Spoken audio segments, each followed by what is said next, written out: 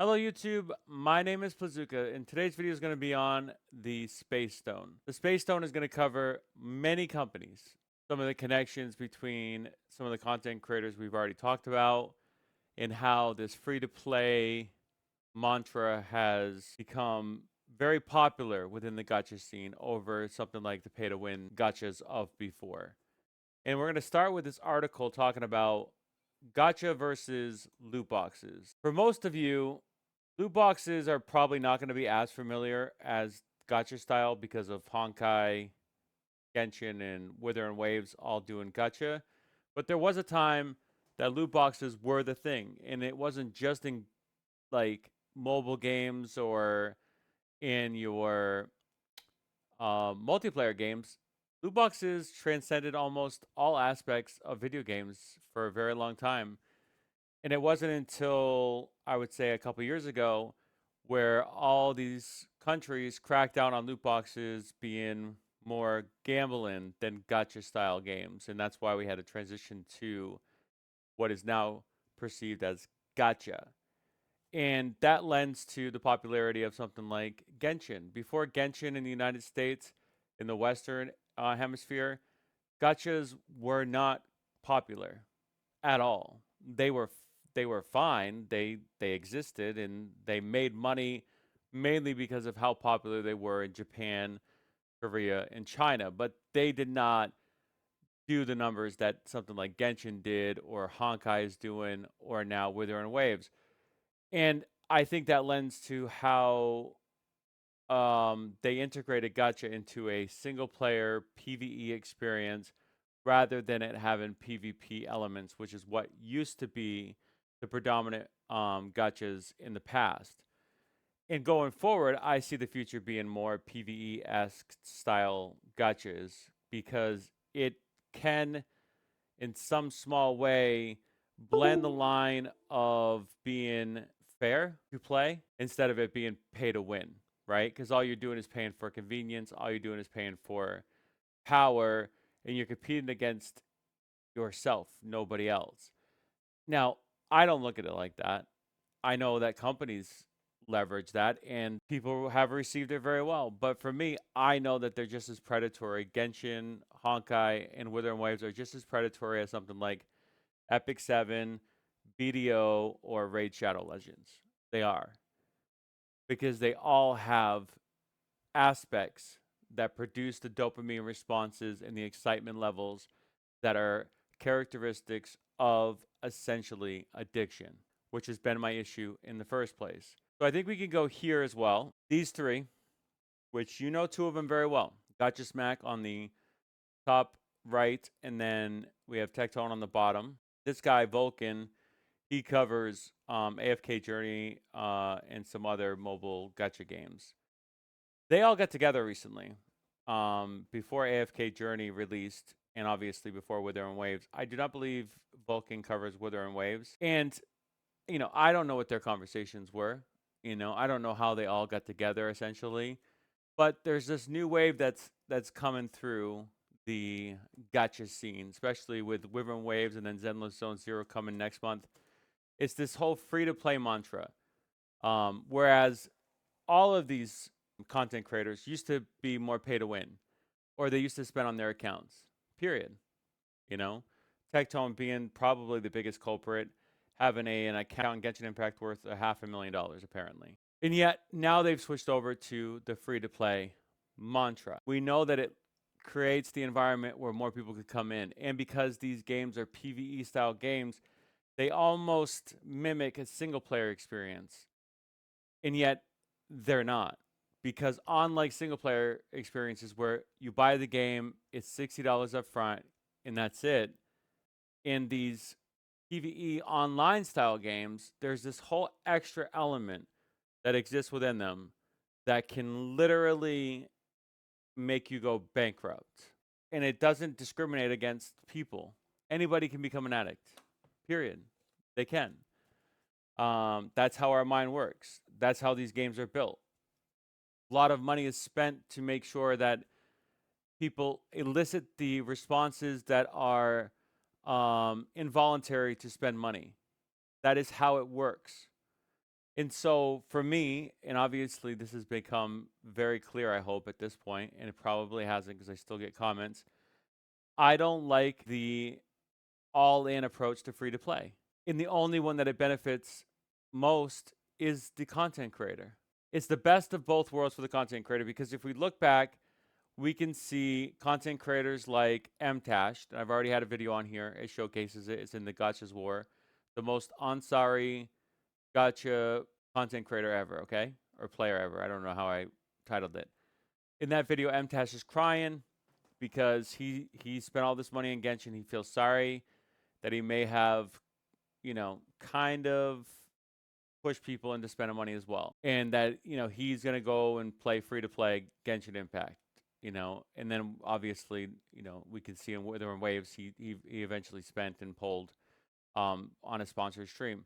Um, so those are the pitfalls. Like the pitfalls exist in perpetuity, but in the case of free to play players or free to play content creators, they can basically have plausible deniability. And yeah, sure, that blanket statement applies, but if you get more nuance, people do care. It does matter. It matters to me because I love video games. And I know I say that and it's redundant, but it's not like I'm saying that I was homeless once and that's why I'm free to play.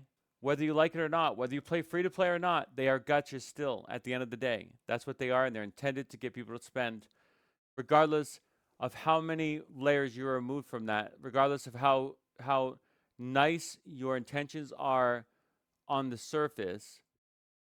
Anybody that watches a gacha game, regardless if you're free to play or pay to win, encourages them to spend money. And then the worst part of this, the worst part of being free to play gacha, acting like this can be done without spending money, is that content creators spend 12, 16 hours playing them at launch at times, right?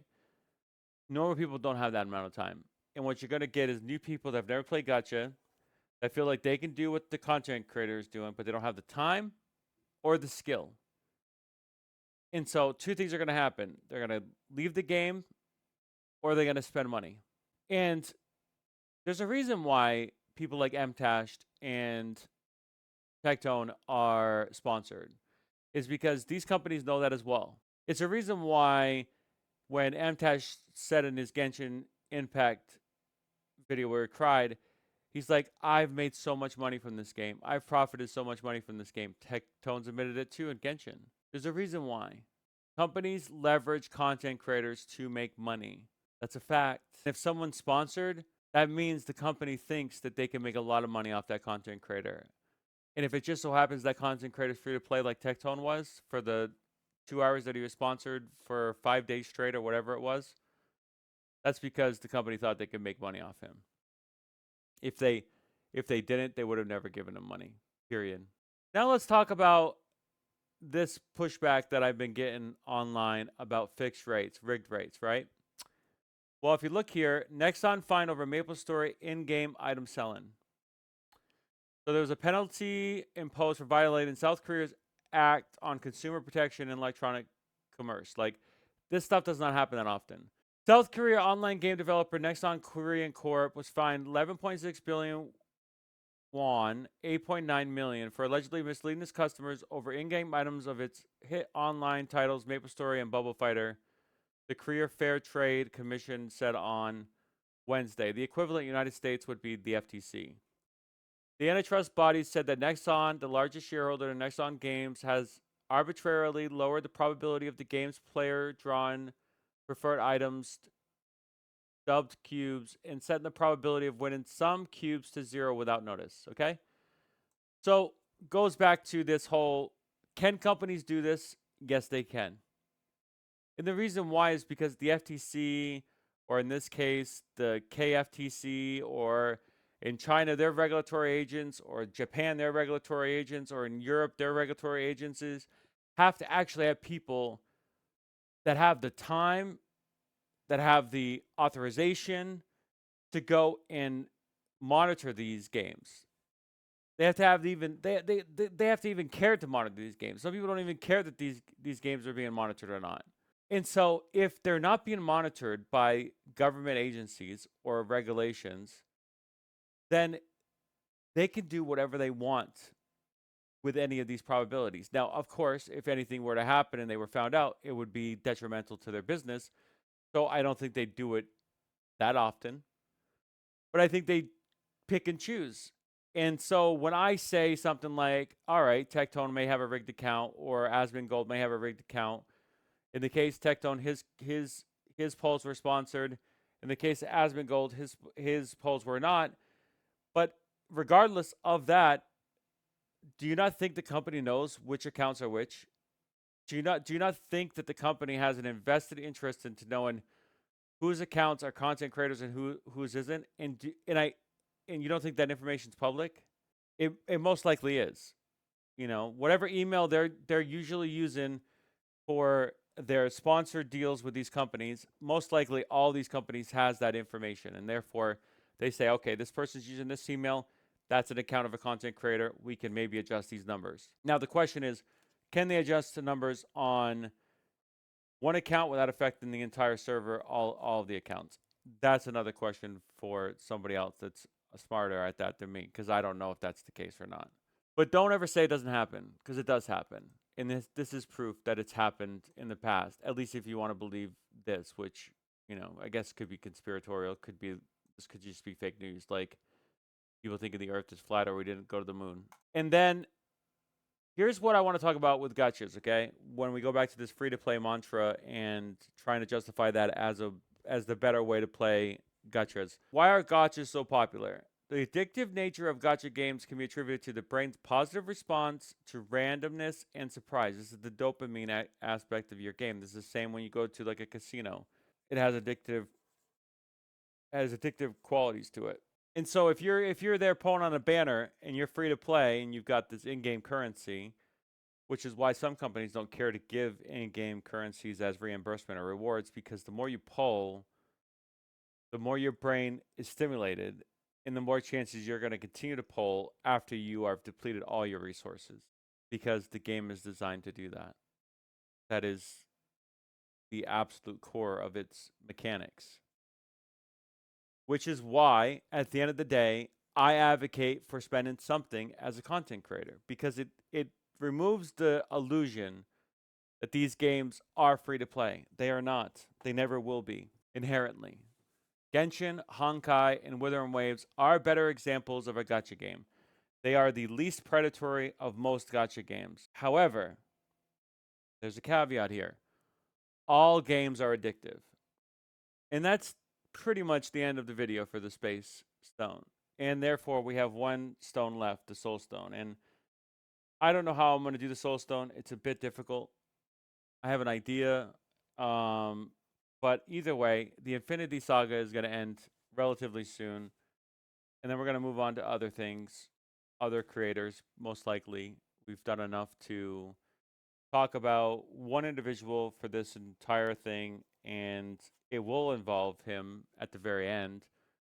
And then we'll move on to other people that I think need to be covered as well. And not to mention, we'll do other videos because it so happens I'm a genius with my The Boys is woker than The Acolyte, which got 3K without getting any kind of bump up from anybody. So I was very happy with the outcome. So we're going to do some of those videos as well. My name is Pazukas. If you like this content, like, subscribe. I'll see you in my next video. Thanks for watching. Bye for now.